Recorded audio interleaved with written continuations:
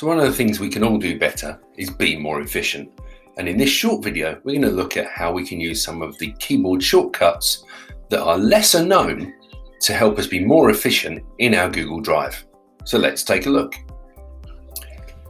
So here I am in my Google Drive, and all I need to do, if I want to create a new folder, I can go and click New and Folder that way. But the much easier way is to just do Shift F. And we see that it pops up to create a new folder for us. So we can just name that or anything we like. In this case, I'm going to call it Shift F so that we can recognize it easier. Let's make it Shift plus F, be the name of that folder. We'll create it and it appears straight away, Shift plus F. Okay.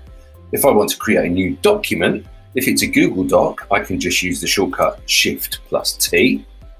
And that automatically creates a Google document for me,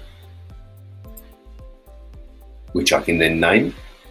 I can come back into my drive, and if I do Shift plus P, it will create a new slide presentation for me, which will save automatically to my drive.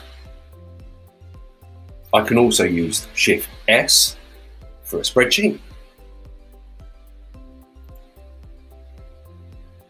I can use Shift O for a Google form. And of course, in the settings, I can convert that to a quiz as well.